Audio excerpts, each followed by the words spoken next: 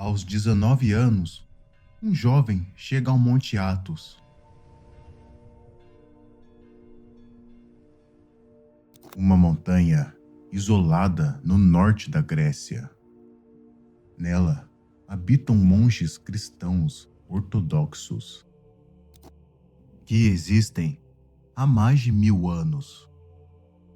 Ele tinha idade para começar uma vida comum, mas escolheu justamente o contrário.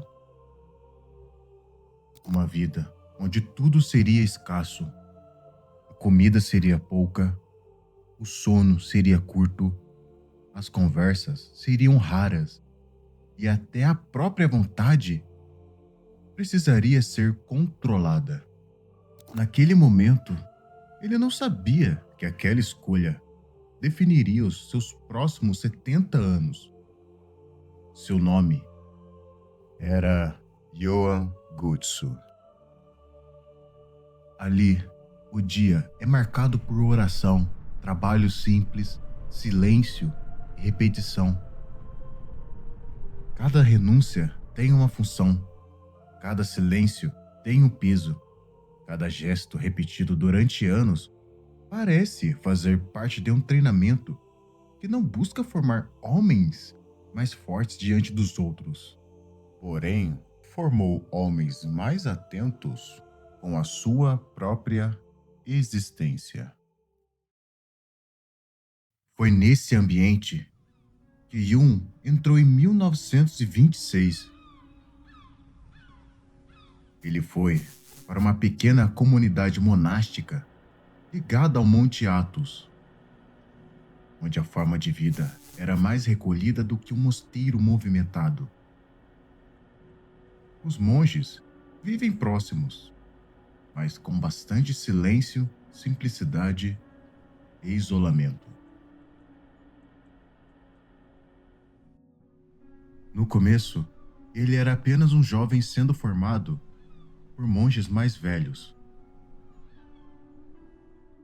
Dentro da tradição monástica, esse aprendizado não acontece apenas por explicação, acontece por convivência. O jovem vê como os mais velhos comem, rezam, esperam, suportam dificuldades e lidam com o próprio temperamento. Aos poucos, ele entende que a vida monástica não é uma fuga simples do mundo, é uma forma de educar o coração. E essa diferença é importante, porque muitas vezes, quando se fala de monges, a imagem que aparece é a de homens que simplesmente abandonaram tudo. Mas olhando com mais atenção, a questão é mais profunda. Eles não abandonam apenas lugares, pessoas ou bens materiais. Eles tentam abandonar uma forma de viver dominada pela inquietação. E um permaneceu ali. Com o passar dos anos, os anciões que o acompanharam foram partindo, um por um. A comunidade ficou menor, mais silenciosa, mais exigente. Isso tornou uma experiência cada vez mais solitária. E ele continuou. Durante cerca de 20 anos, viveu como um eremita daquele lugar. Essa parte da história chama a atenção, porque o isolamento costuma revelar muito sobre uma pessoa. No mundo comum, quase sempre existe algo preenchendo os espaços vazios. Uma conversa, uma tarefa, uma notícia, preocupação, uma distração qualquer. No Monte Athos, o silêncio se torna presença. A pessoa começa a perceber coisas que antes passavam despercebidas. Pensamentos, pequenas impaciências, preocupações repetidas. A vida de Yun, vista por dentro, talvez fosse muito mais intensa do que aparentava. Sua rotina incluía oração, leituras, trabalho, silêncio. É aqui que aparece uma das ideias centrais da tradição monástica, a ascese. A palavra vem do grego e está ligada ao treinamento, ao exercício, à disciplina. O jejum, por exemplo, não era apenas comer menos. Era aprender que nem toda vontade precisa ser obedecida imediatamente. O silêncio não era apenas falar pouco. Era aprender que nem todo pensamento precisa virar palavra. A vigília não era apenas dormir menos. Era uma forma de atenção, esforço e presença. O objetivo não era tornar a vida triste, era torná-la mais livre.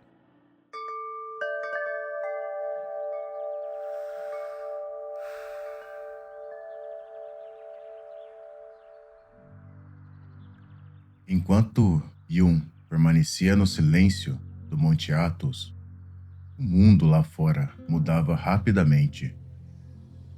Cidades cresciam, guerras, tecnologia. Cada vez mais, o ruído ocupava mais espaço na vida das pessoas. O século XX parecia correr, mas Yun não corria. Ele vivia em outro ritmo. Enquanto o mundo aprendia a desejar mais, consumir mais e aparecer mais, ele fazia o caminho oposto. Não porque odiasse a vida, mas porque buscava uma forma mais profunda de vivê-la. Relatos sobre ele não descrevem um homem amargo ou fechado. Pelo contrário, falavam de humildade, paciência e hospitalidade. Yun parecia entender que o problema não era o mundo existir. Era o lugar que o mundo ocupava dentro da alma. Porque existe uma diferença entre viver no mundo e ser consumido por ele. Com o passar dos anos, Yuan se tornou conhecido entre monges e peregrinos. Não por discursos, livros ou milagres, mas pela forma como vivia. Ele mantinha uma disciplina que até outros monges consideravam difícil. Ele sabia para onde queria conduzir a própria vida. E talvez seja por isso que sua presença marcava as pessoas. Relatos dizem que havia nele uma serenidade enorme, uma paz que não parecia depender das circunstâncias. Sua presença era quase divina. Era um sentimento muito forte. Mais tarde, Yuan se tornou hieromonge, um monge que também é um padre. Também viveu na região de Kaohsiung, mantendo o mesmo estilo discreto, silencioso e exigente. Segundo testemunhos, outros tentaram acompanhar o modo de vida dele, mas não conseguiram manter o mesmo ritmo. Esse detalhe torna toda sua trajetória ainda mais humana. Várias histórias começaram a circular sobre sua pessoa. Uma delas teria acontecido na véspera da festa de São João Batista.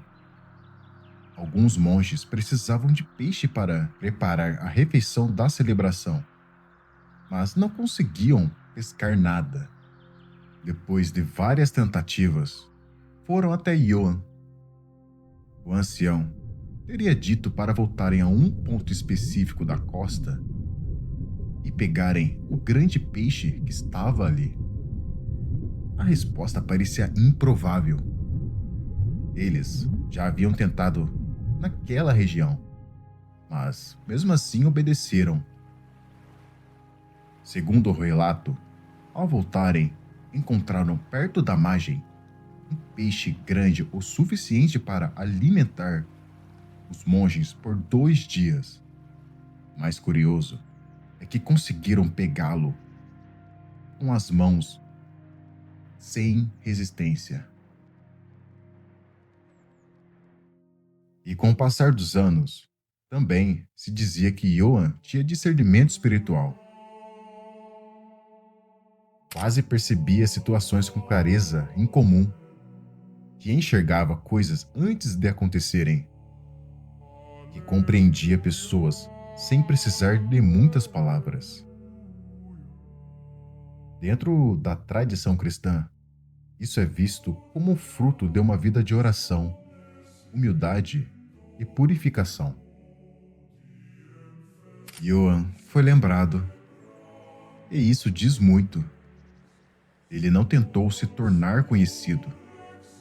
Mesmo assim, sua história atravessou o tempo. O mundo moderno oferece muitas coisas e opções. Nem tudo isso é ruim. A vida comum tem beleza, tem família, trabalho, criação. Porém, quando tudo ocupa espaço demais, o essencial começa a ficar difícil de ouvir. Com o avanço da idade, Johann continuou fiel ao mesmo caminho. Ele havia passado décadas treinando a alma para permanecer, e no fim, permaneceu. Em 1996, depois de cerca de 70 anos de uma vida monástica, Johann se aproximou de seus irmãos, colocou pendências em ordem, pediu perdão e recebeu a comunhão de seu amigo Dionésia. Esse detalhe é muito importante. Depois de uma vida inteira de disciplina espiritual, terminou pedindo perdão. Um gesto simples, mas profundamente coerente com tudo que ele viveu. 70 anos como monge, o que Johann Gutsu parece ter entendido sobre o mundo. Tem que ter cuidado nesse detalhe. Sua vida não ensina que todos devem abandonar suas casas, famílias e deixar tudo para trás. Mas mostra que é possível viver sem obedecer a todo desejo. É possível ter pouco sem se sentir vazio. É possível falar menos sem se tornar frio. É possível estar no mundo sem deixar que o mundo ocupe toda a sua alma. Essa talvez seja a grande lição da vida dele. O mundo é bom quando ocupa seu lugar, mas se torna pesado quando ocupa o centro de tudo. Johann chegou ao Monte Athos aos 19 anos. Ele viveu sua vida em outro ritmo. E talvez tenha sido justamente nesse afastamento do excesso que ele encontrou aquilo que tantos procuram a vida inteira: paz.